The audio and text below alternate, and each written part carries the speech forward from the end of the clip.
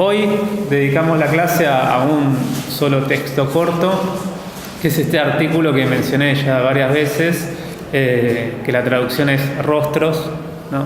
Visage en francés. Es un artículo que se edita en el 39, ¿no? En la revista Verbo,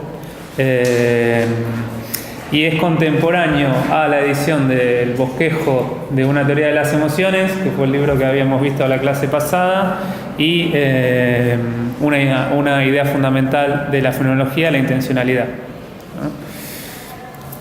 ¿no? ¿De qué se trata este texto?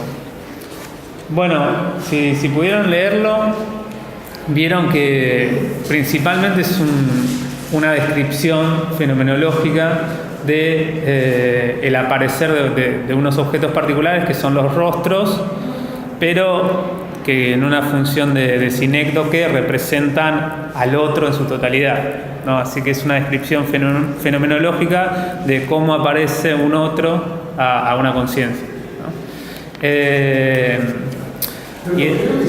Sí. Trabajando con esa categoría, ¿no? De verse el otro, el espejo. Creo que desde el principio de todo, ¿no? Sí, está mucho. Tiene una coherencia en ese aspecto. Cierro la puerta porque si no escucho bien. Sí, digamos, el tema del otro, que después pasa a ser una cuestión de la mirada del otro, es como un eje central de la filosofía de él, que después, bueno, se repite constantemente. En esta etapa que nosotros estamos trabajando, que es del 33 al 39,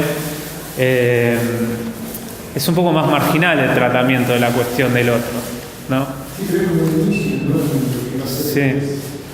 Sí, nosotros por lo menos lo vimos aparecer en dos textos, o sea, dos menciones, no sé si lo van a recordar, pero una es en la trascendencia del ego, o sea, el texto más temprano donde aparece una cuestión sobre el prójimo es en la trascendencia del ego, donde habla sobre un fin de un solipsismo en fenomenología, que es consecuencia de la refutación de un yo trascendental, ¿no? Puro y formal, y la posibilidad de captar intuitivamente al otro, ¿no? Al ego, a un ego ajeno, ¿no? Captar sus estados, ¿no? Sus cualidades, sus acciones. Esa es la primera mención muy pequeña. Y la segunda, bueno, apareció en el texto de la clase pasada, que es el Bosquejo de una teoría de las emociones, donde, digamos, tratando la cuestión de la magia en la conciencia emotiva, habla de que el mundo intersubjetivo, exactamente interpsíquico dice ahí, ¿no? El mundo social es mágico también, ¿no? Y en el texto me acuerdo que en el hilo argumentativo decía que este concepto de magia que yo uso para las emociones no nos tiene que sorprender tanto, no nos tiene que asustar tanto, y una prueba de eso es que el mundo social es un mundo mágico, ¿no? Ahora bien, esta cuestión del mundo social como mundo mágico está bien elaborada en este texto, ¿no? Rostros. Así que en Rostros tenemos una teoría de la intersubjetividad sartreana, ¿no? Una primera teoría de la intersubjetividad sartreana, porque vamos a ver que esto todavía está alejado de el ser y la nada, la teoría de la mirada. De hecho, en la teoría de la mirada, en una nota a pie de página y después, bueno, en varias menciones, habla de que en el 30 él tenía una concepción que al fin y al cabo también era solipsista, ¿no? Que todavía no había resuelto bien la cuestión de la alteridad, ¿no? De una subjetividad distinta a la mía propia. Así que cosas que van a asomarse en este texto van a pronosticar algunas cuestiones de la mirada, pero después otras cosas se van a abandonar. Vamos a tener que prestar atención en eso, ¿no? Bueno, tienen el texto completo que lo traduje yo y lo saqué de este libro de Contat y Rivalcá, que son los escritos de Sartre. ahí aparece dónde se editó, digamos, este texto que está medio perdido y si no hubiera sido porque lo recuperan en los apéndices de este libro, es muy difícil de conseguir. Aparece en la revista Ver, aparece una traducción al inglés en la misma revista pero que se editaba en Inglaterra, y después aparece en un libro, Rostros, ¿no? Que creo que es un libro de ilustraciones donde se retoma ese texto de Sartre, ¿no? Después a continuación tienen la descripción de los compiladores, de los que recuperaron ese texto en los apéndices de los escritos de Sartre. Yo estoy de acuerdo, digamos, lo principal que dice dice dos cosas. Una, un elogio, que es que el texto es muy hermoso, es muy bello. Y para mí es verdad, digamos, si tuvieran la oportunidad de leerlo, es un texto que tiene un estilo distinto a los libros que habíamos visto.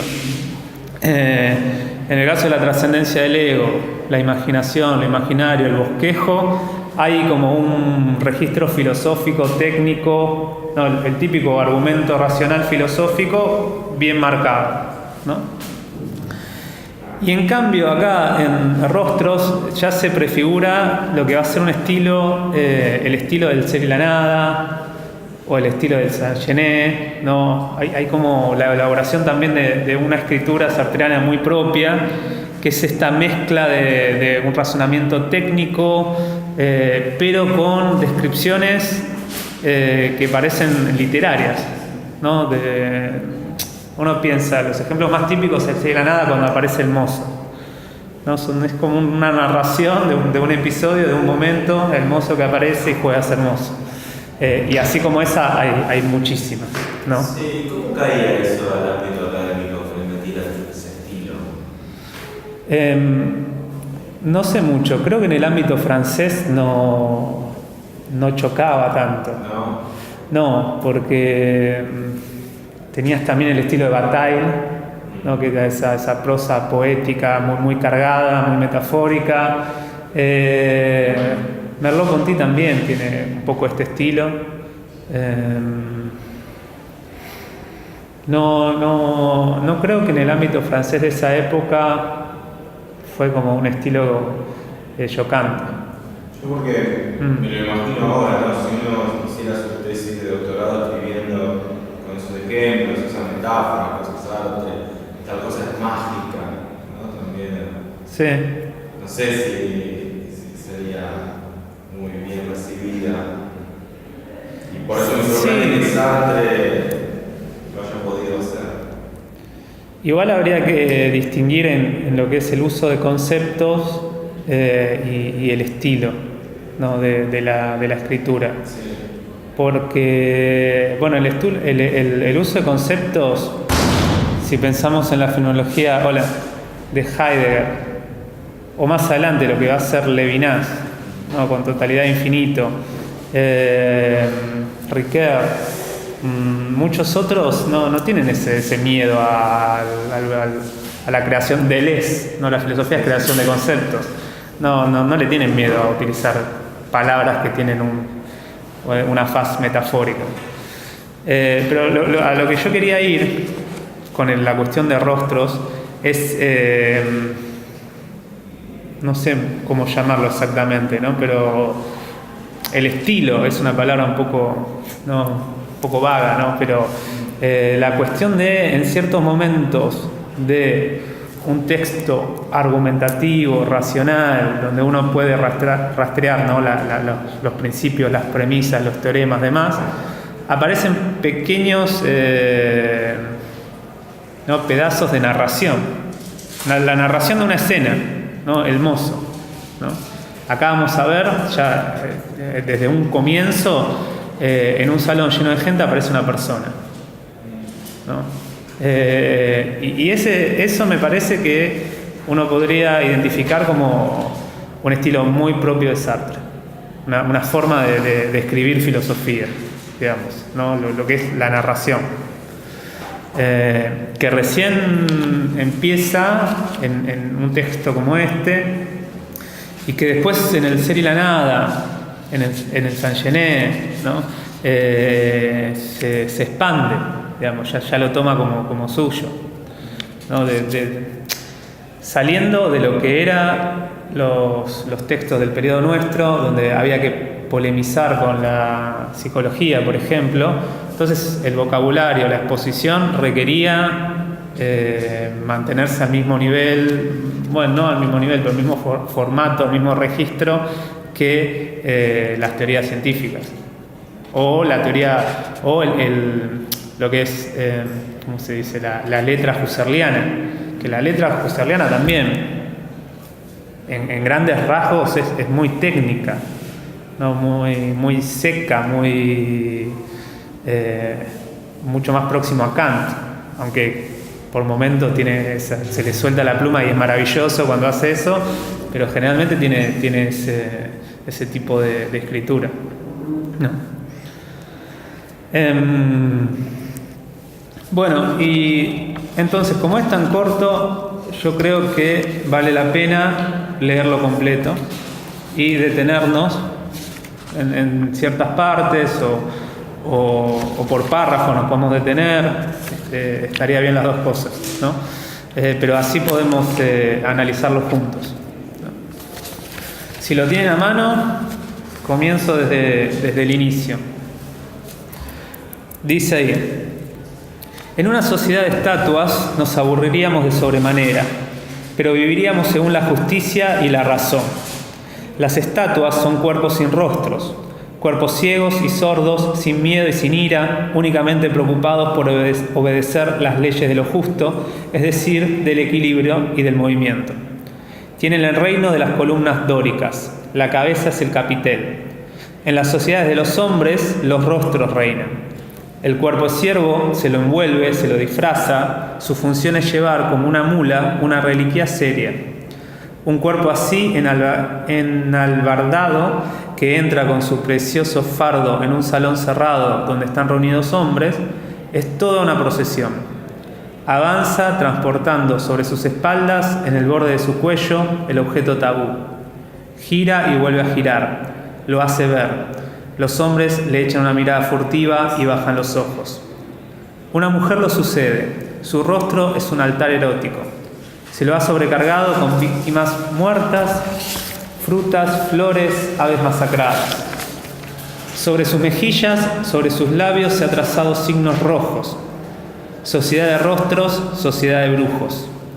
Para comprender la guerra y la injusticia y nuestros oscuros ardores y el sadismo y los grandes terrores, es necesario volver a estos ídolos redondos que se pasean por las calles sobre cuerpos esclavizados o a veces, en los tiempos de furia, en la punta de las picas, ¿no? Bueno, ese es el primer párrafo.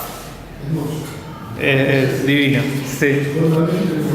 Es divino y es claramente literario. El arranque es literario, digamos, ¿no? Y me parece que era una forma de, primero por donde se editó, ¿no? La revista Ver, y después una forma de atrapar al lector, ¿no? Porque tiene un arranque imponente, ¿no? A partir de un análisis literario, un análisis filosófico, podríamos encontrar algunas cosas de las que vimos, ¿no? Si interpretamos esta narración. ¿Qué opinan ustedes?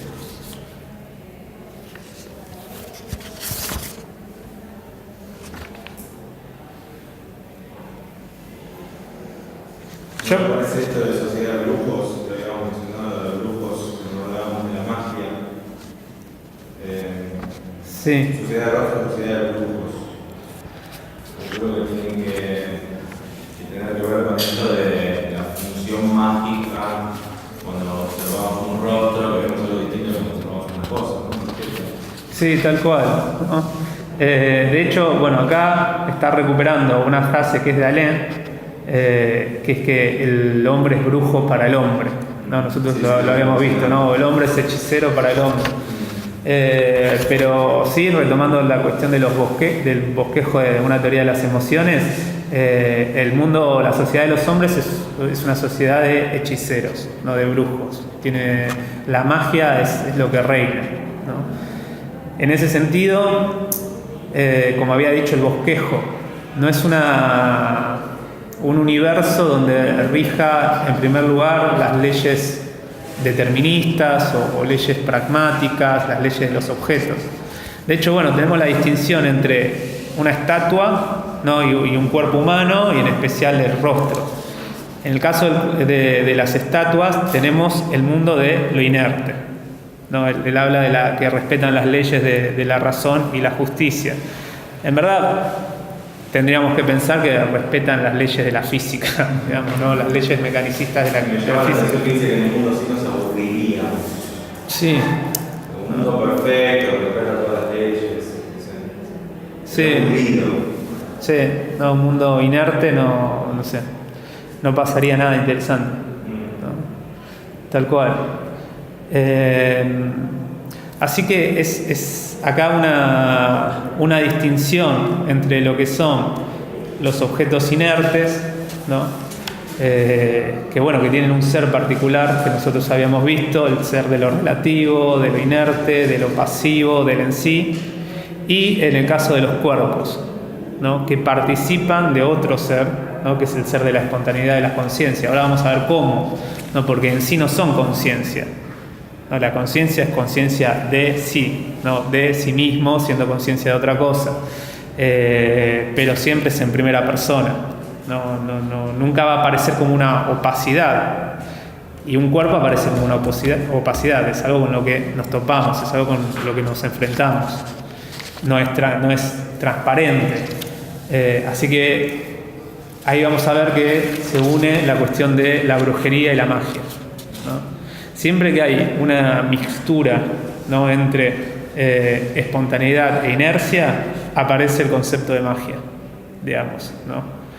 Y uno puede ver en Sartre cierta tendencia a las dicotomías, que se mantiene bastante rígido, ¿no?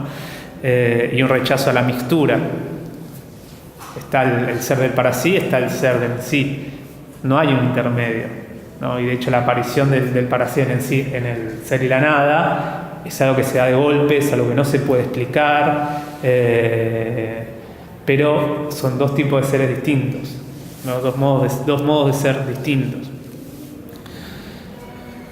Bueno, y seguimos, y acá vamos a ver un motivo típico del periodo que nosotros estuvimos trabajando, que es la confrontación con la psicología de la época y con la psicología del siglo pasado.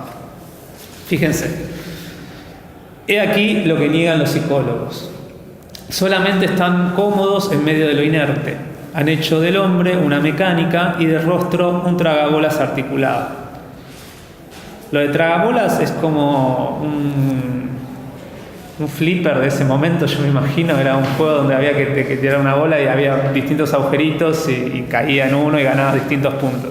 No, pero se refiere a un juego así.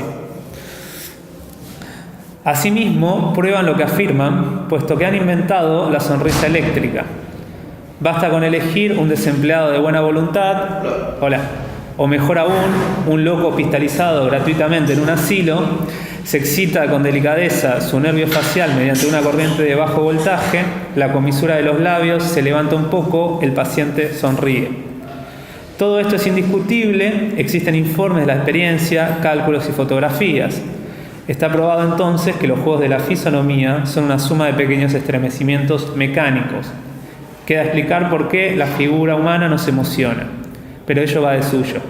Usted aprendió poco a poco, dicen los psicólogos, a recolectar los indicios y a interpretarlos.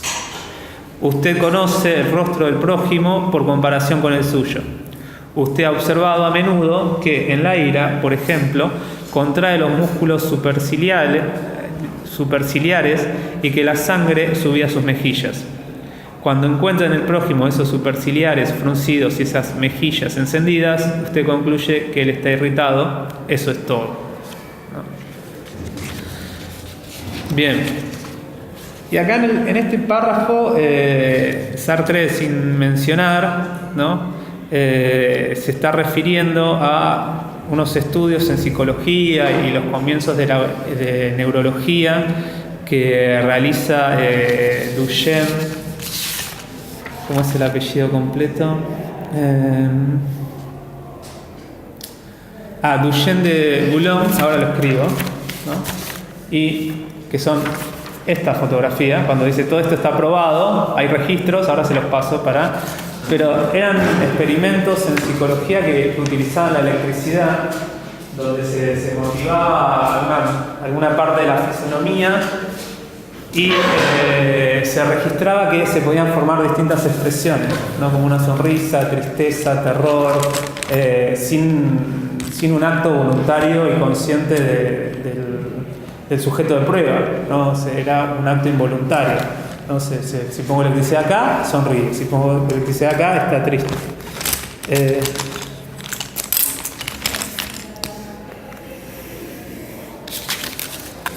A ver, el nombre completo, Lignon.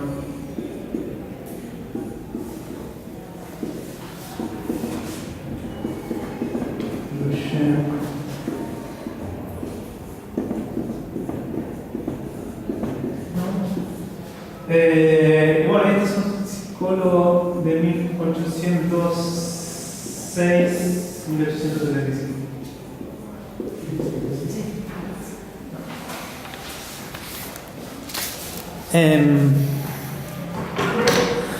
Bueno, los ejemplos de Duchenne, ¿no? Acá Sartre yo creo que los usa como representantes, como modelo, digamos, paradigmático de una tendencia en la psicología, ¿no? Que empieza en el siglo XIX y continúa, ¿no? Al siglo XX. Que es la cuestión de explicar fenómenos psíquicos a partir de fenómenos fisiológicos y, si es posible, de fenómenos físicos, ¿no? Entonces es una tendencia de la psicología que nosotros incluso ya habíamos visto, por ejemplo en el bosquejo de una teoría de las emociones, lo vimos en James, ¿no? Donde una emoción era el reflejo psíquico de un desorden fisiológico. Bueno, acá Duchenne estaría en la misma línea, suponiendo un estilo de paralelismo fuerte entre lo psíquico y lo fisiológico, ¿no? Mostrar que estas emociones de sonrisa, la alegría que se ve en una sonrisa, se puede reducir a cierta motivación en lo que es el sistema nervioso a través de la electricidad, ¿no? Esa sería la idea. Entonces, entender al hombre, entender lo psíquico, el alma, la mente, a partir de lo material, leyes materiales deterministas, ¿no? De la fisiología o de la física, ¿no? Y asimismo, también lo habíamos visto en el bosquejo, esta tendencia que le queda de esa herencia positivista de tomar un enfoque analítico, ¿no? Un fenómeno se intenta reducir a sus partes simples, sus partes últimas, sus partes anatómicas, y después se explica a través de una asociación o leyes de asociaciones empíricas que se descubren por inducción. Entonces, la idea es encontrar qué nervio hay que estimular a través de la electricidad, ¿no? Y después qué expresión provoca, y en la psiquis qué tipo de emoción podría provocar, ¿no? Y aparte, Sartre habla en este párrafo de lo que sería el conocimiento del prójimo, ¿no? Porque más o menos a la mitad dice, bueno, habría que explicar por qué nos emocionan, ¿no? Los rostros ajenos, ¿no? Y la explicación desde la psicología parece suponer un razonamiento por analogía, ¿no?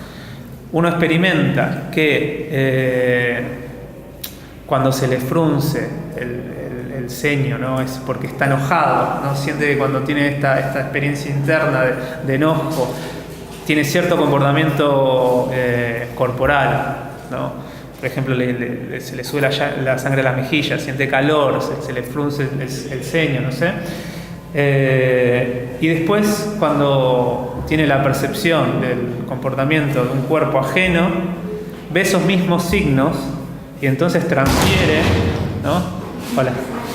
Por analogía, esta asociación que se produjo primero en uno mismo, ¿no? Yo sé que tal comportamiento corporal está acompañado de ciertas emociones, ciertas sensaciones.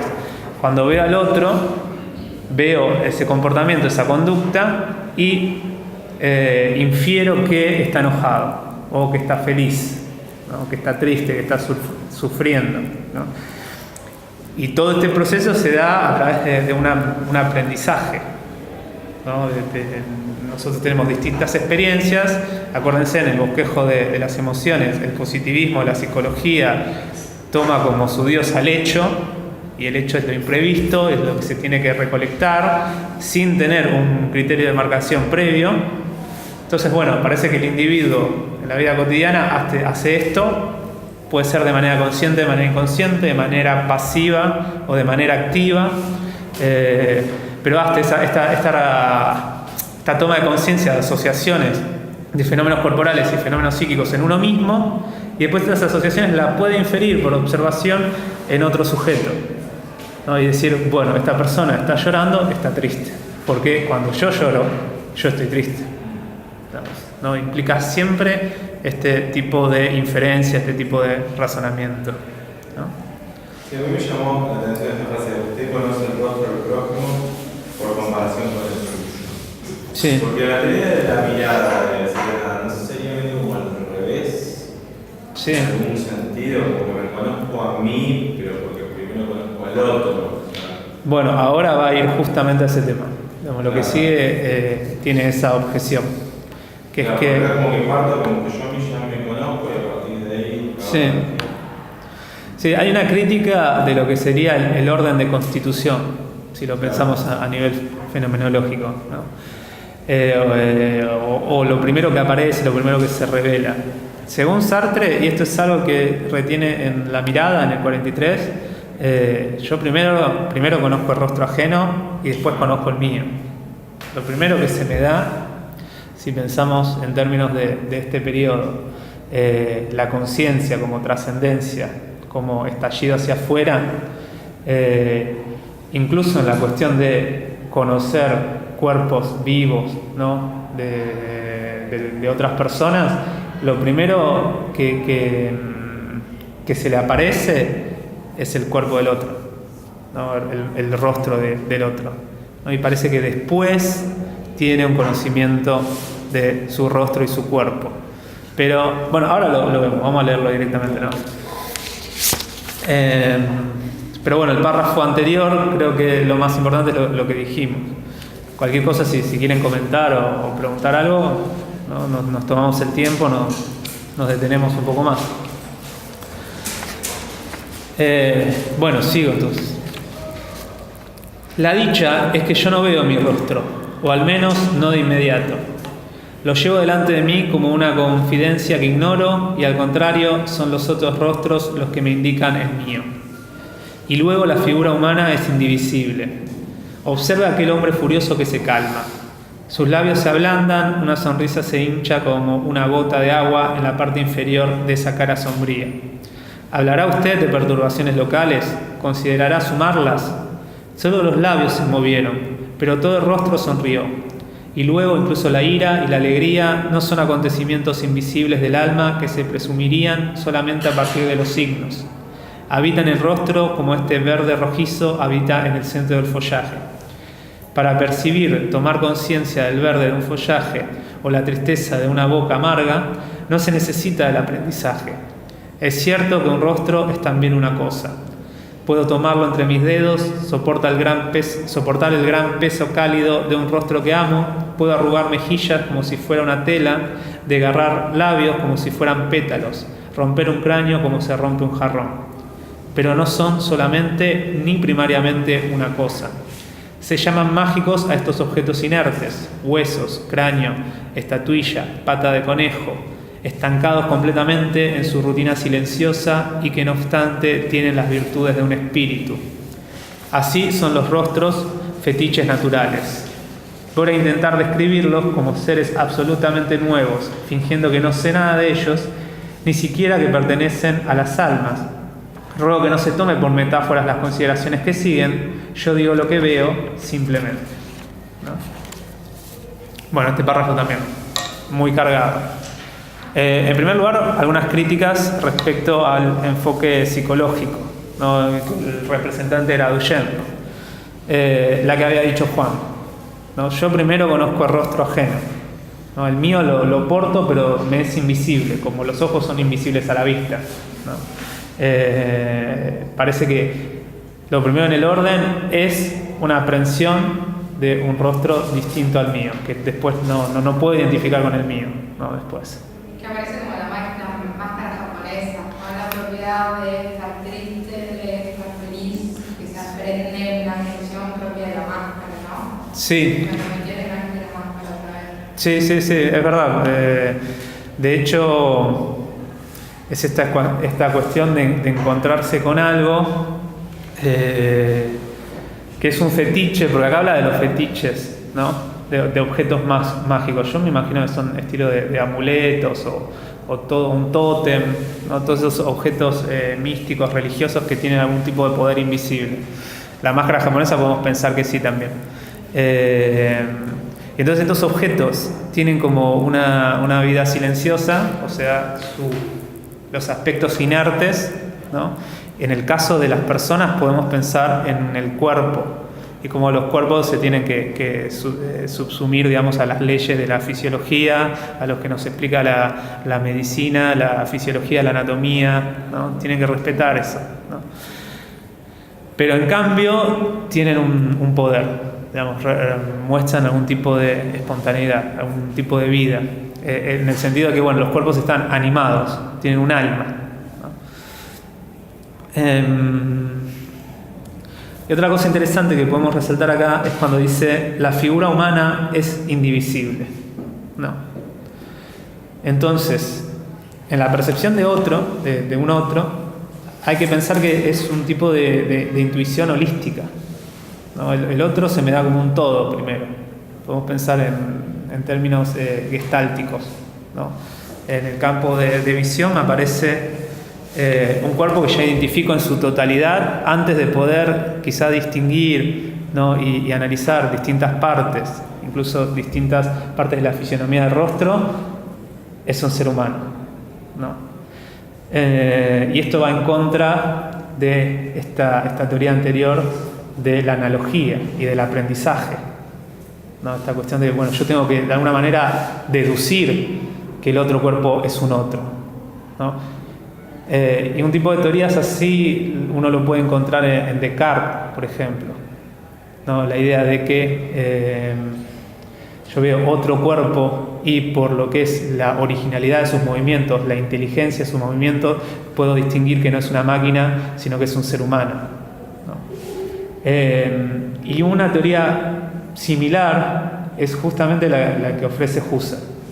Lo único que habría que tomar con pinzas la cuestión de entender al otro por un razonamiento de analogía, porque en Husserl no hay algo así como un razonamiento que en Descartes sí, sino que lo que se da cuando tengo una percepción del otro es una síntesis pasiva del acto de la empatía, aunque para resumirlo bastante digamos, o decirlo mal y pronto, Husserl explica las condiciones de posibilidad de aprehensión del otro por un acto analogizante, ¿no?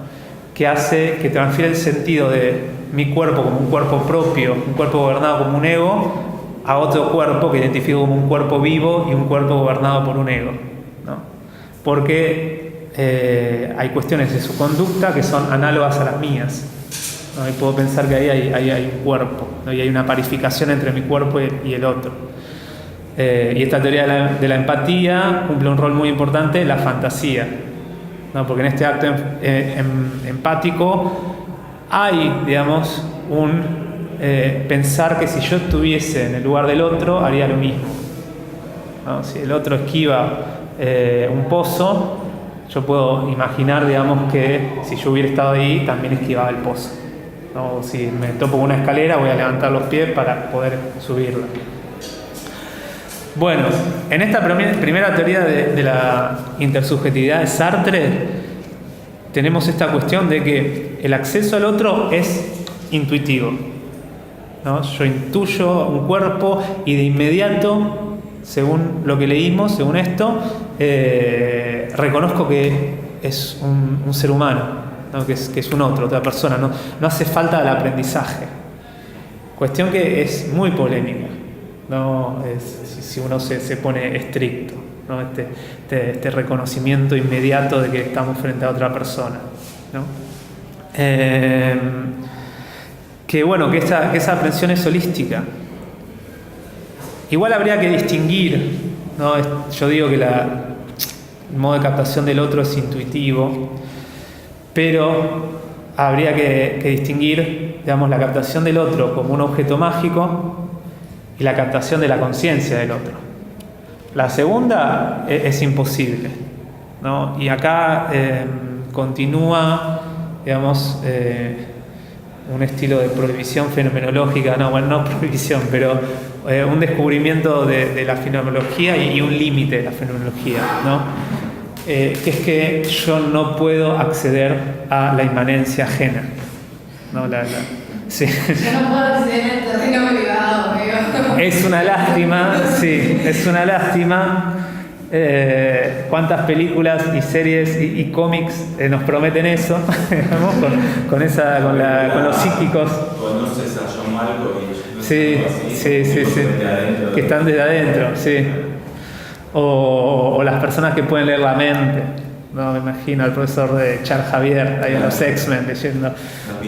Bueno, la fenomenología nos enseña que eso sería imposible, o por lo menos no hubiera realmente un vivir la vivencia del otro, ¿no? En el caso de Husserl, él afirma que si sucediera eso, hubiera una mezcla, una fusión más que nada, una función del curso de vivencia mío y del curso de vivencia ajeno, que haría que ya no seamos dos, sino somos uno, ¿no? En términos platónicos era el mismo crátilo. Pero en el caso de Sartre, que había definido la conciencia como un absoluto, siendo absoluto no puede, digamos, no tiene una fuera, la conciencia es conciencia de sí, y es todo lo que es conciencia de sí, y en esa conciencia de sí no aparece, digamos, algo que sería otra conciencia. No sé si estoy explicando bien, pero... Eso sí va a ser una línea de continuidad, porque no sería nada cuando analiza las relaciones concretas con el otro, la idea de la caricia, el amor, como estamos en posibilidad de apropiarse del otro, de todo siempre parece que eso sí va a ser una línea de continuidad fija. Sí. No, eso se respeta a rajatabla, digamos. No, es que es un dato fenomenológico, digamos. Uno no puede entrar en una conciencia ajena. Sí, no se puede. Pero si no se puede acceder, ¿no? A entrar a la conciencia del otro. A la conciencia del otro, ¿qué? ¿Cuál es la palabra? La intuyo, la adivino, la presupongo. La percibís como otra. O sea, lo que vos no podés hacer es tomar el curso de supervivencia, no podés como dar cuenta del espacio en el que está ubicada. Sí. Pero ¿La percibo? Sí, la percibís como otra. Dependiendo de dónde nos ubicamos, ¿no? Porque tenemos este cambio en esta época y el ser y la nada. Estrictamente no hay manera de percibirla, no, ni siquiera como otra. Ni en este periodo ni en el otro. Lo que yo percibo es un objeto mágico que tiene estas cualidades particulares, pero de ahí suponer que hay una conciencia estilo la mía, Sartre dice no, esto no, ahí hay un ego, ¿no? Y ese ego lo percibo como yo percibo mi ego. Está bien. Y en el caso del ser y la nada, tampoco, digamos, ¿no? Hay un intento constante de poder acceder, digamos, a la conciencia del otro en ciertas relaciones particulares del prójimo, pero como siempre hay un fracaso. Lo que no quiere decir que yo no viva la conciencia del otro, pero no es de manera perceptiva, no es de manera tética, no es de manera posicional, la vivo en el fenómeno de la alienación, ¿no? En el ser visto, en el ser y la nada. Claro, en el ser y la nada, la relación primogénea con el otro, primera, es mi propia objetivación por algo distinto que no es mi conciencia. Yo me siento mirado, yo tengo una dimensión objetiva en sí, egológica, que no proviene de un acto propio mío, ¿no? Sino que sé que viene de afuera, sé que... Y eso para Sartre es como la prueba y el punto final a cualquier amenaza solipsista, ¿no? No proviene de mí ni de ningún otro objeto. Y no puede provenir, no proviene de sí. El árbol no me produce eso. No proviene del en sí, sí. No proviene del ser en sí. El ser en sí no podría de ninguna manera hacer eso. Digamos, si hay una negación, si hay una determinación, porque toda determinación es una negación, viene del para sí, ¿no? Y el para sí, como lo describe en el Sin a Nada, es ipseidad, es un circuito de ipseidad, un reflejo reflejante, digamos, se niega el en sí, aparece un mundo, y la aparición del mundo es un reflejo del para sí. El para sí se descubre en el mundo opaco donde se refleja su luz.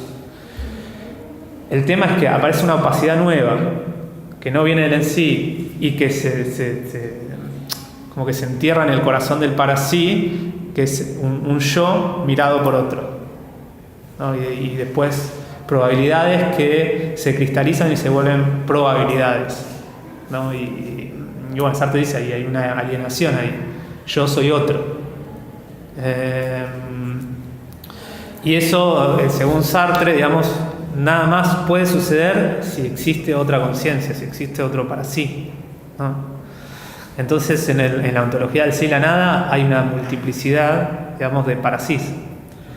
Está el ser en sí, en el ser en sí aparece la negación del para sí, y ese para sí parece ser que está, ¿cómo se dice?, diversificado, es plural, de cierta manera es plural, ¿no? Hay que suponer eso.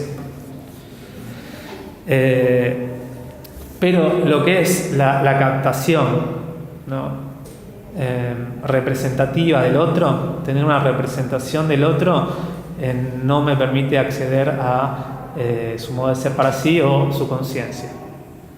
Y en verdad después en sí la nada, una aprehensión representativa es siempre una respuesta, es una reacción, es una forma de defenderse, ¿no? A mí, yo soy mirado, hay un intento de liberación, ¿no?, de esa mirada, y por eso objetivo los ojos que me ven, digamos, intento reducir al para sí en un objeto, ¿no?, en un cuerpo quizá, por ejemplo, cosa que o sea, nunca lo voy a lograr totalmente, ¿no?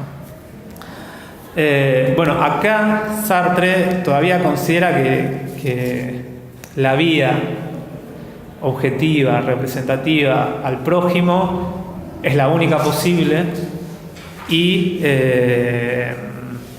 bueno, y que es la única forma de explicar la aparición del otro a mi conciencia, ¿no? Y que no es necesario un tipo de solución analogizante, ¿no?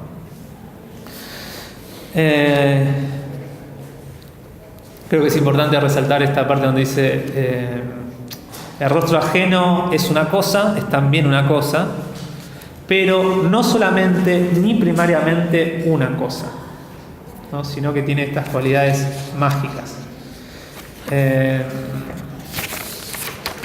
Y la última parte es interesante porque es donde se mete la fenomenología, ¿no? En estas indicaciones de que Sartre lo que va a hacer es simplemente describir lo que ve, pide explícitamente que no se tome como metáfora lo que dice, es porque está haciendo al fin y al cabo un análisis fenomenológico, ¿no?, que implica un estilo de Pogé, ¿no?, una puesta en suspensión de la actitud natural, sobre todo la actitud natural de la ciencia, de la psicología, ¿no?, que ya tiene sus presupuestos metafísicos. donde rige este paralelismo entre lo fisiológico y lo psíquico. Entonces, olvidar todas esas opiniones que tenemos del otro y simplemente describirlo, ¿no? Digamos, está retomando lo que es el párrafo 24 de Ideas 1, ¿no? La idea de que el principio del conocimiento, el origen del conocimiento tiene que ser la intuición, ¿no? Y la intuición desembarazada de todas las opiniones previas que tenemos, ¿no? Bien, ¿seguimos? ¿Seguimos un poco más? Sigue. El rostro, límite extremo del cuerpo humano, debe comprenderse a partir del cuerpo. Con el cuerpo tiene en común eso de que todos sus movimientos son gestos. Por ello es necesario entender que el rostro fabrica su propio tiempo en medio del tiempo universal. El tiempo universal está hecho de instantes puestos uno al lado del otro. Es el tiempo del metrónomo, del reloj de arena, del clavo, de la bola de billar. La bola de billar bien sabemos que flota en un presente perpetuo. Su futuro está por fuera de ella, diluido en el mundo entero. Su movimiento presente se evade en miles de otros desplazamientos posibles. Que el tapiz se pliegue, que el tablón se incline, su vellosidad disminuirá o se acrecentará consecuentemente. No, ahí debe decir su velocidad. Ahí hay un problema. No cierra para nada. Habrá sido el Word. Desconozco incluso si ésta se detendrá alguna vez. Su fin le llegará de afuera o quizá no le llegará. Todo esto yo lo veo en la bola de billar. No veo que ella ruede, veo que ella es rodada. ¿Rodada por qué cosa? Por nada. Los movimientos de las cosas inertes son curiosas mezclas de nada y de eternidad. Sobre este fondo estancado, el tiempo de los cuerpos vivientes se despliega, puesto que está orientado. Y esta orientación, de nuevo, yo no la supongo, la veo. Una rata que huye, corre a su agujero. El agujero es el fin de su gesto, su objetivo y su término último. Una rata que corre, un brazo que se eleva, yo sé de entrada hacia dónde van, o al menos sé que van a alguna parte. Alguna parte de los vacíos se abre, la cual los aguarda. Alrededor de ellos el espacio se puebla de expectativas, de lugares naturales, y cada uno de estos lugares es una parada, un reposo, un fin del viaje. Así también son los rostros. Estoy solo en una pieza cerrada, sumergida en el presente. Mi futuro es invisible, lo imagino vagamente allá del lado de los muebles, la mesa, las paredes, todas estas siniestras indolencias que me lo encubren. Alguien entra trayendo su rostro. Todo cambia. En medio de estas estalactitas que cuelgan en el presente, el rostro, vivo y fisgón, está siempre por delante de mi mirada. Se anticipa a 1000 fines particulares, hacia el deslizamiento disimulado de un guiño, hacia el fin de una sonrisa. Si quiero descifrarlo, es menester que lo preceda, que lo capte allí donde aún no está. Como un cazador se hace de una presa muy rápido, es necesario que me establezca yo también en el futuro, en el justo medio de sus proyectos, para verlo venir hacia mí desde el fondo del presente. Un poco de futuro entró en la pieza, una bruma de futuro rodea el rostro, su futuro. Una pequeña bruma, justo lo que llena el vacío de mis manos. Pero puedo ver solamente la figura de los hombres a través de su futuro. Y esto, el futuro visible, es ya la magia, ¿no? Bueno, acá hacen un tema que va a ser muy importante en el ser y la nada, ¿no? En la mirada. Que se resume en esa frase que el otro es un ladrón de mi mundo. ¿Eso? ¿No? Ladrón. No, un ladrón de mi mundo. ¿Por qué? Porque en estas líneas que leímos... ¿Qué tal? ¿Cómo estás? Chao. Envío gratuito también, no te cobra nada. Sí. Decirle que se olvidó la factura. ¿Por dónde iba? Por la cuestión del ladrón de mi mundo. ¿Por qué? Porque en estas líneas lo que vemos es, bueno, cuáles son las cualidades mágicas de un rostro. Que tienen un rostro, un cuerpo, que no tiene un objeto inerte. Y justo me acordé que la clase pasada salió el tema de la animalidad, ¿no? Y hablamos de dónde puede mencionar el animal Sartre. Y bueno, este es uno de los pocos lugares, uno de los pocos textos donde aparece algo, y al mismo nivel que el ser humano, una rata que huye al agujero, digamos, ¿no? Jerry, escapando de Tom. Y bueno, las cualidades mágicas que tiene un cuerpo, podemos decir un cuerpo vivo si queremos incluir a la rata, es que de alguna manera desestructura el espacio y el tiempo que son míos, ¿no? Al principio lo que dice es que desestructura el tiempo universal, digamos, el tiempo newtoniano, el tiempo de la ciencia física, dividido por instantes iguales, ¿no? Idénticos entre sí, y donde sucede, digamos, el movimiento de los objetos. Algo similar. ¿Cómo? Igual que las tomas Siller. Ay, no llego a escuchar, perdón. Las tomas Siller. Ah, ¿por qué? Por reducir el instante. Plantea un tiempo discontinuo formado por sucesivos instantes. Claro, ¿no? por sucesivos instantes indiferentes entre sí, digamos, no son apenas casilleros vacíos donde suceden cosas. Y después el movimiento de una bola de billar, ¿no? Una bola de pool, donde es algo que no es que rueda, dice Sartre, sino que es rodado, digamos, sigue las leyes de Newton, de inercia, de fuerza, de reacción, etc., ¿no? Y en cambio, estos objetos mágicos que son los cuerpos y los rostros ajenos instauran un espacio y un tiempo suyos, ¿no? Y lo que principalmente instauran, y esto es interesante, es la dimensión de futuro, ¿no? Una dimensión de futuro que tiene que ver con proyectos prácticos particulares. Yo sé que el cuerpo ajeno está orientado, como dice en el texto. Va hacia un lugar, no es simplemente movido, sino que tiene una intención. Y volvemos también al fenómeno de la significación de las emociones. Vemos otra vez la significación. Hace eso porque quiere escapar. Digamos, si quiere meterse al agujero de la pared es que quiere escapar de un gato, ¿no? Quizás no sé exactamente, no puedo predecir, interpretar por qué hace lo que hace o hacia dónde va, pero mínimamente, dice Sartre, sé que va hacia un lado. En cambio la bola de billar no va a ningún lado, digamos, ¿no? Es movida simplemente.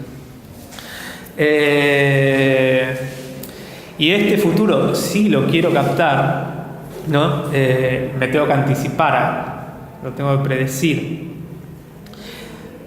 Y otra cuestión interesante es que el cambio que hace la aparición de un cuerpo vivo, no de un rostro, en donde yo estoy, en el entorno donde yo estoy, hace un cambio radical, inmediato.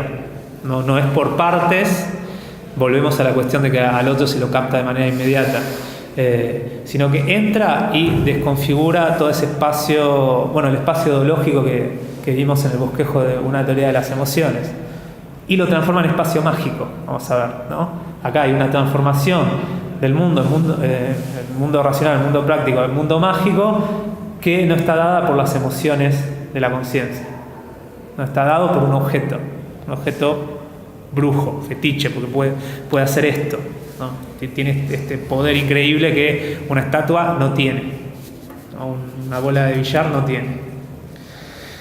Por eso, a lo último, el futuro visible, y esto nos hace suponer que la conciencia, en su vida irreflexiva, en su estar lanzada al mundo, hay una dimensión de futuro, y esa dimensión de futuro es invisible, y de hecho está en las propiedades de las cosas.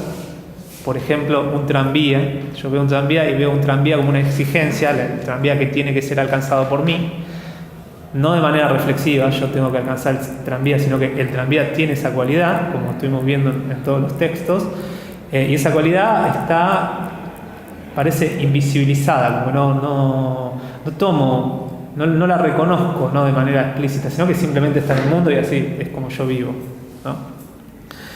Y en cambio, cuando aparece una dimensión de futuro visible.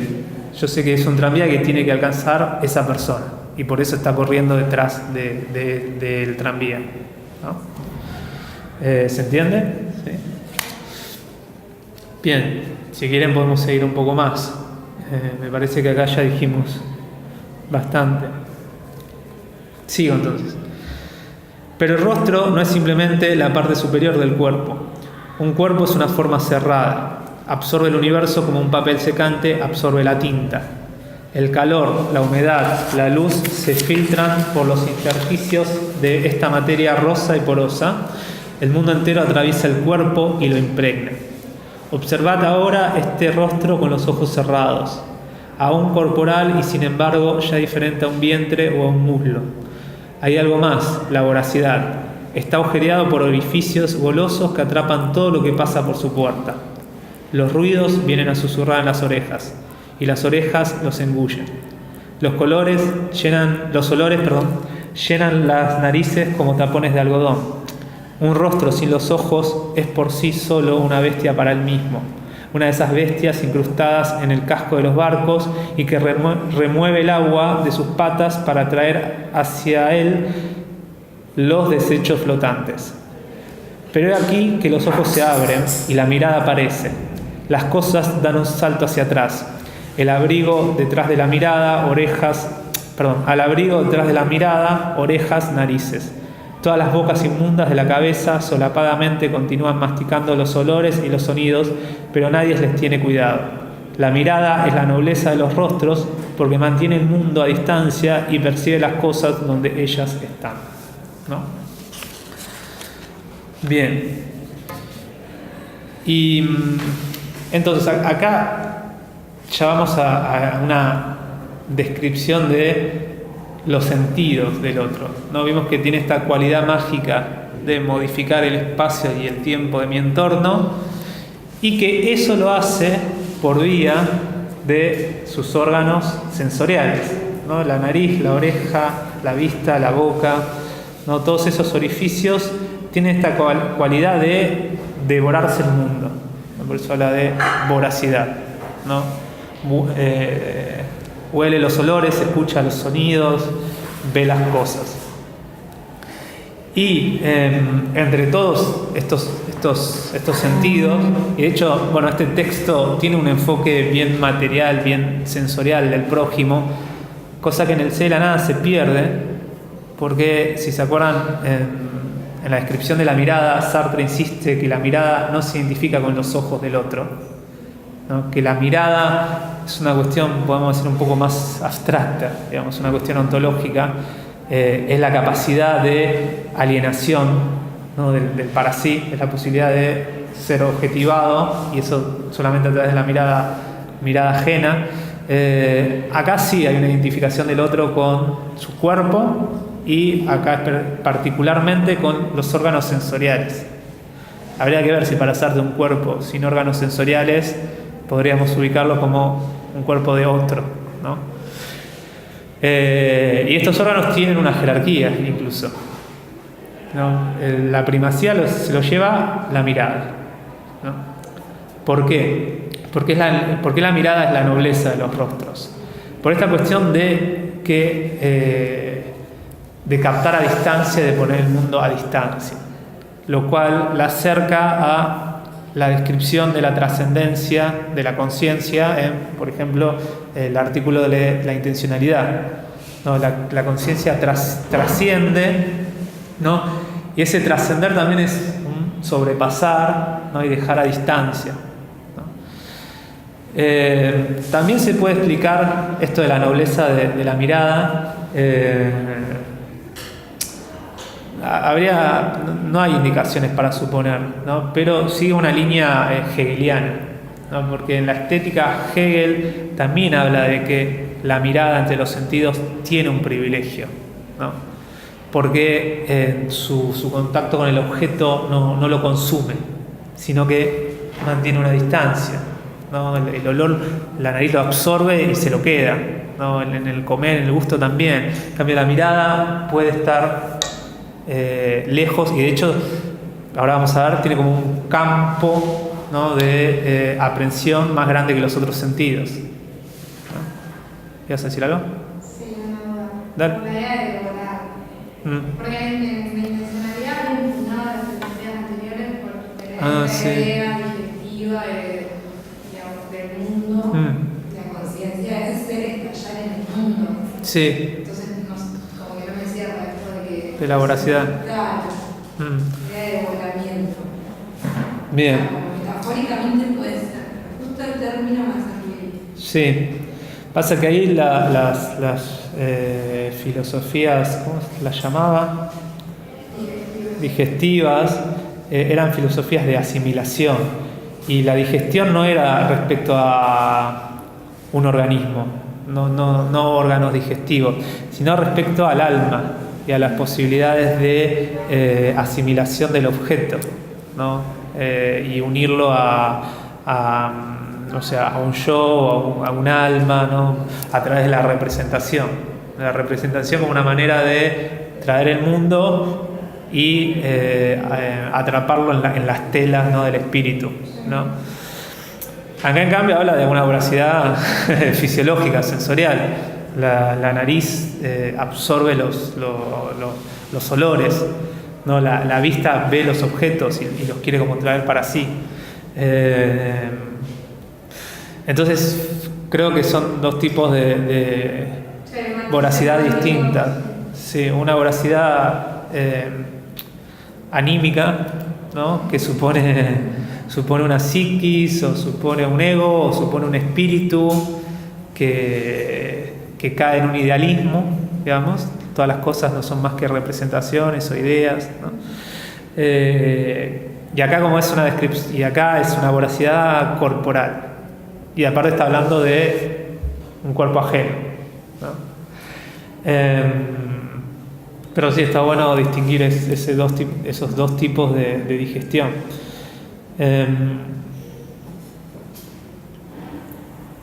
No me acuerdo si hay alguna cosita más de esta parte, pero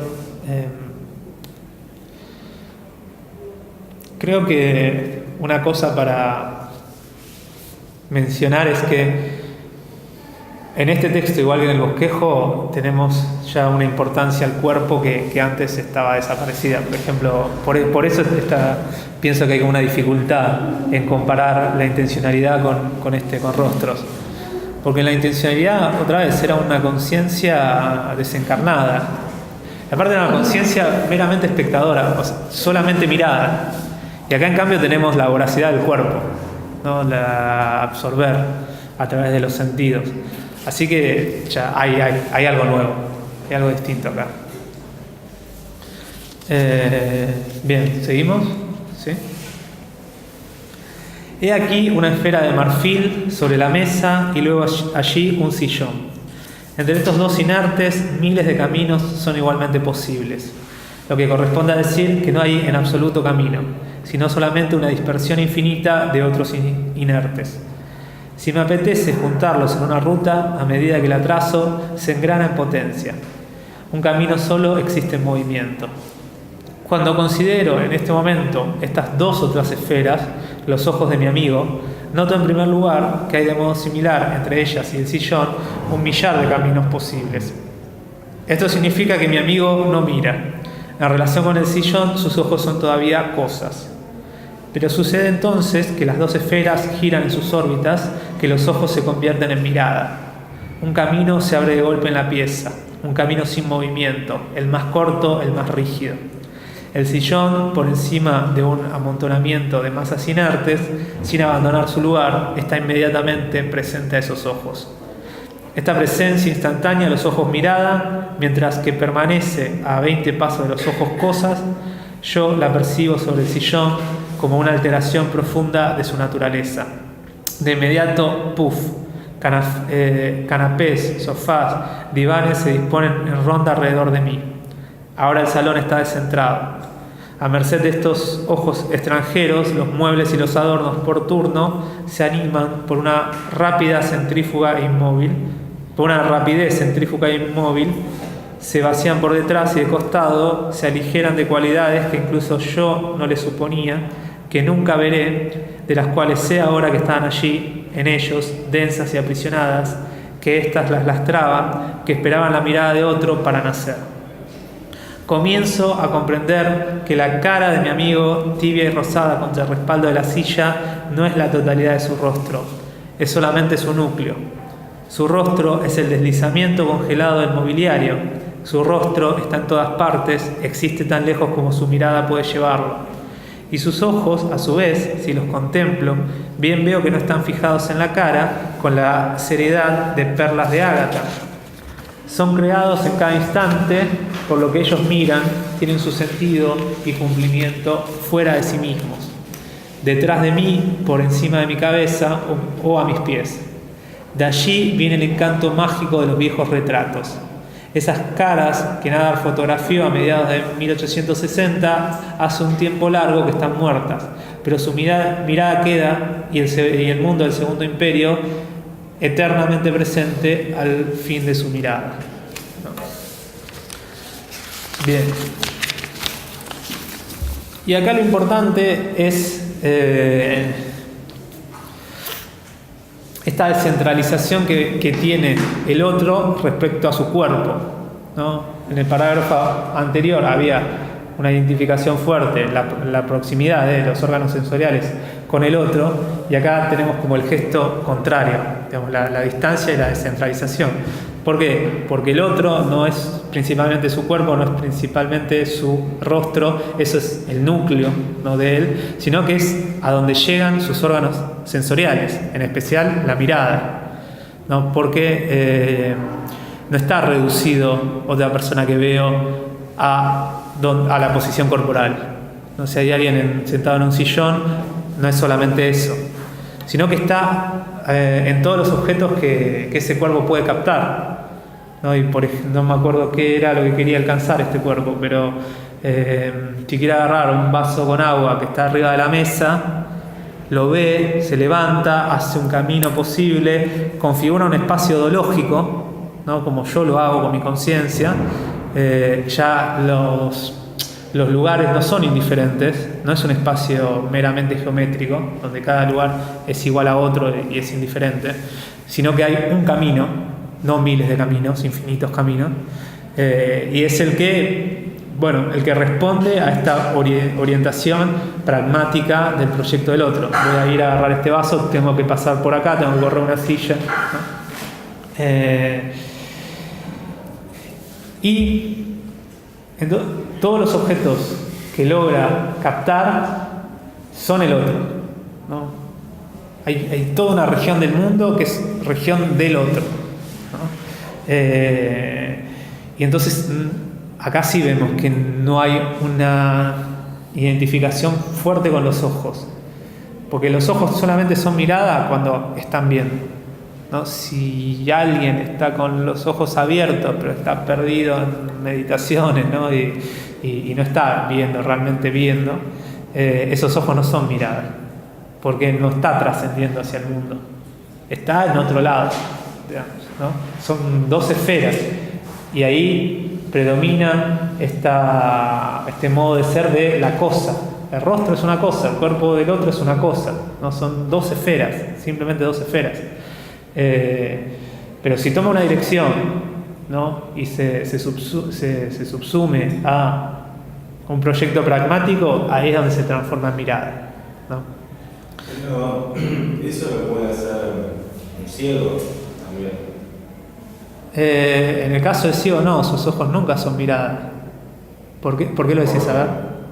Y porque por esto de que no se reduce solo a los ojos.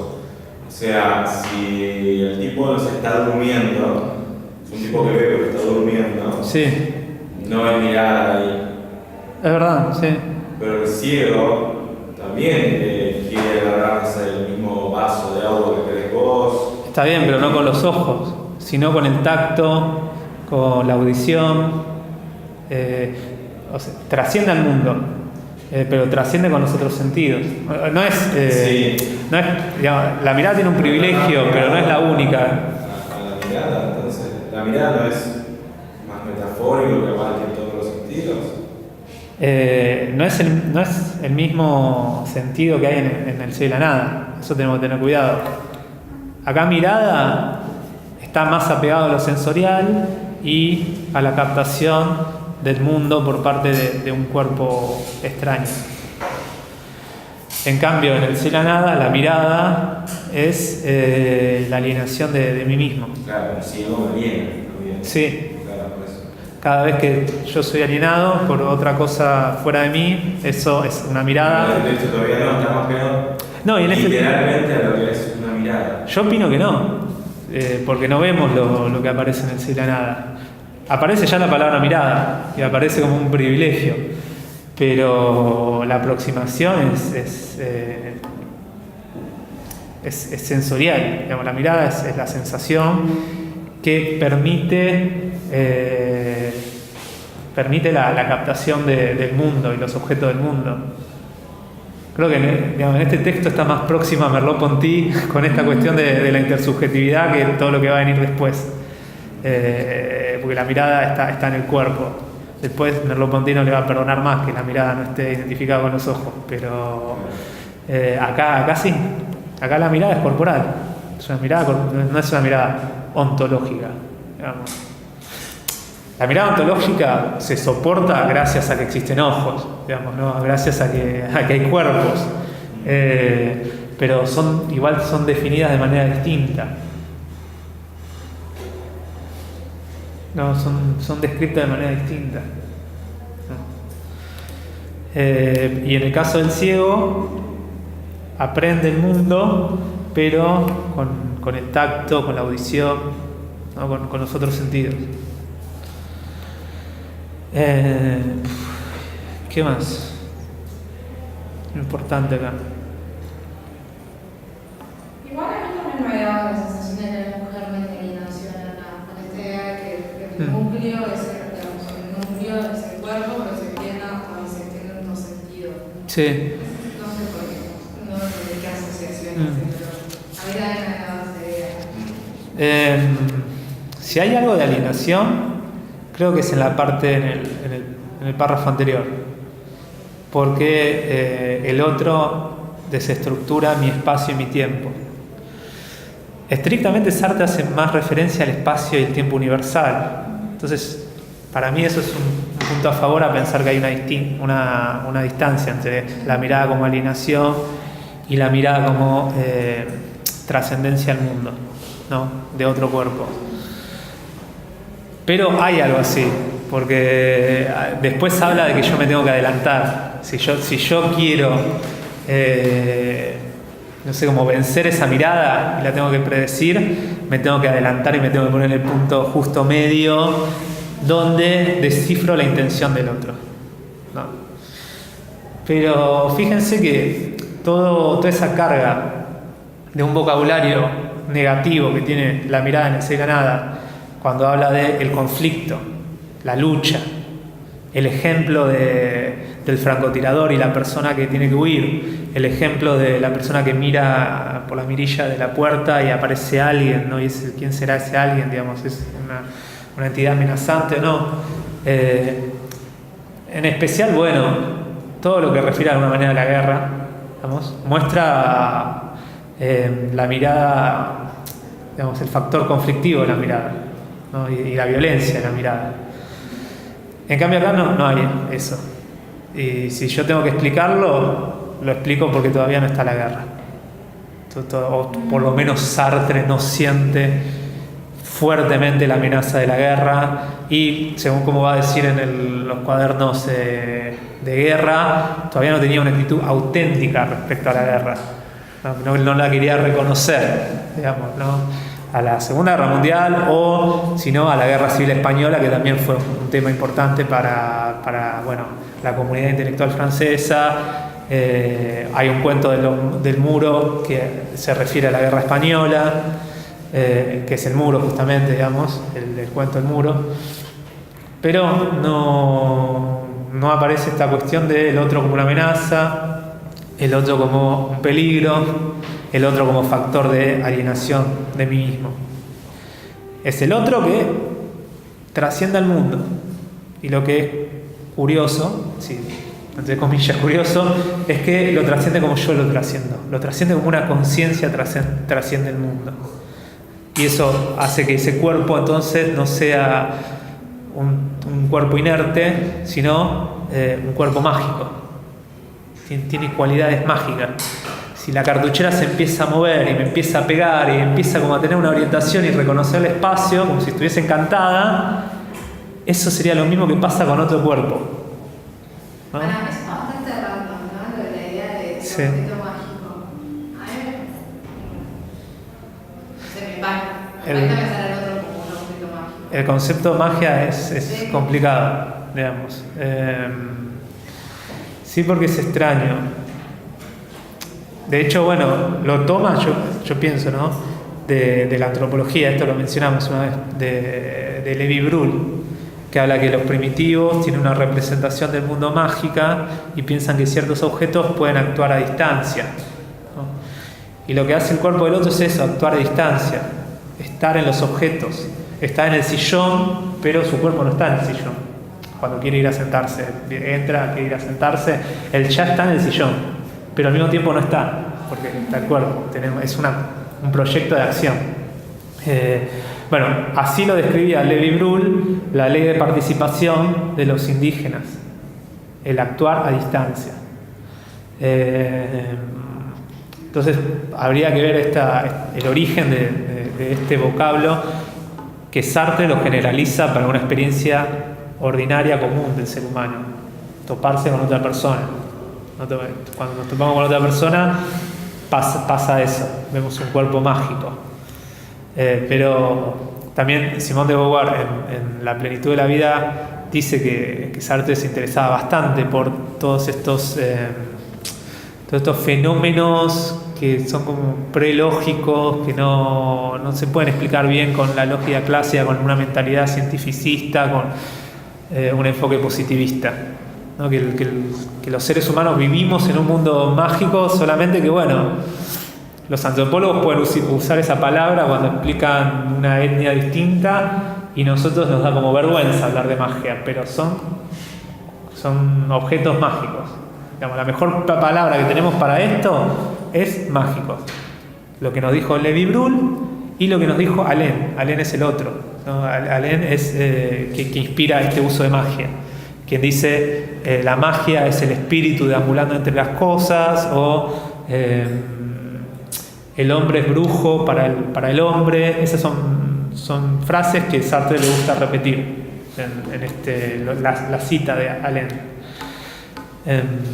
¿Quién es ese?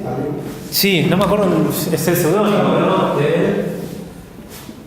Ahora busco con el celu el nombre completo, ¿no? Pero era un profesor de filosofía muy, muy, muy conocido en ese momento, ¿no? Émile Chartier. Ahí está. Émile Chartier.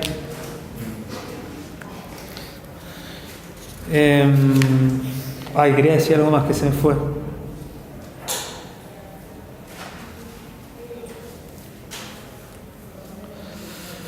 Bueno, pero yo creo que todavía no.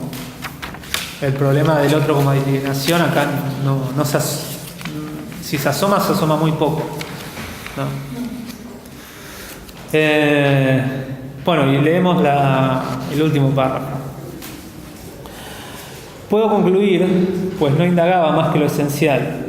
Se descubre entre las cosas ciertos seres que llamamos los rostros, pero no tienen la existencia de las cosas. Las cosas no tienen futuro y el futuro rodea el rostro como una manga. Las cosas están arrojadas en medio del mundo, el mundo las encierra y las aplasta, pero para ellas no hay mundo. No hay más que el absurdo empuje de las cosas más próximas. La mirada, por el contrario, puesto que percibe a distancia, hace aparecer de repente el universo y por eso mismo se va del universo. Las cosas están aprisionadas en el presente, tiemblan en su lugar sin moverse. El rostro se arroja más allá de sí mismo en la extensión y el tiempo. Si llamamos trascendental a esta propiedad que tiene el espíritu de superar y de superar toda cosa, de escaparse de sí para perderse allí, fuera de sí, sin importar dónde, pero afuera, entonces el sentido de un rostro es ser la trascendencia visible. El resto es secundario. la abundancia de la carne puede empastar esta trascendencia. Puede suceder también que los aparatos de los sentidos rumiantes la transporten sobre la mirada y que seamos atraídos en primer lugar por los dos platos cartilaginosos o por los agujeros húmedos y velludos de las narices. Acá está bien velludos. Y luego el relieve puede intervenir y formar la cara según las cualidades de lo agudo, de lo redondo, de lo caído, de lo hinchado. Pero no hay un rasgo de rostro que no reciba en primer lugar su significación de esta brujería primitiva que hemos llamado trascendencia, ¿no? Y creo que reservó lo mejor para el final, porque da la definición que sería un otro, es la trascendencia visible, ¿no? Es en el mundo de las cosas ver por fin de una manera no irreflexiva, de una manera no irreflexiva, ¿no? ¿Por qué digo esto? Porque la trascendencia está en el mundo, la trascendencia de la conciencia propia, pero esa trascendencia se vive de manera reflexiva. Ese estallarse, ¿no?, al mundo, ese ser conciencia de sí, es no tético, es no posicional. Pero hay otra trascendencia que sí la vemos de manera, podemos decir, representativa, ¿no? Podemos a captarlo objetivamente, ¿no? Que es la trascendencia del otro, ¿no? Es una trascendencia opaca, a diferencia de la trascendencia translúcida de la conciencia propia. Yo cuando veo un objeto, ese objeto tiene todas sus cualidades físicas, por ejemplo, y tiene sus exigencias de qué voy a hacer con él, qué necesito hacer con él, ¿no? Y ya están en el objeto. No veo mi conciencia ahí, sino que veo el objeto, y ese objeto, como decían en Serenada, refleja la conciencia, ¿no? En cambio, hay otro, cuando veo un objeto que quiero utilizar otro, veo la trascendencia del otro en ese objeto. Digamos, no sé que ese objeto es para ser utilizado para algo. No puedo no saber exactamente qué es lo que quiere hacer con él, pero sé que tiene una función. Y ahí tiene una significación, ¿no? Y como vimos en el bosquejo, la significación es algo propio de la conciencia.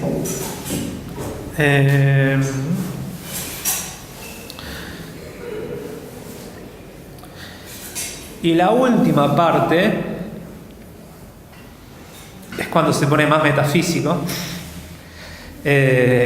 porque otra vez un gesto contrario a lo que hizo en párrafos anteriores, ¿no? Hay como un tire y afloje acá, que es desligar esta cualidad de la trascendencia con la carne, ¿no? Ahí es donde empieza el resto secundario. La abundancia de la carne puede empastar esta trascendencia. Puede suceder también que los aparatos de los sentidos rumiantes la transporten sobre la mirada, bla bla bla,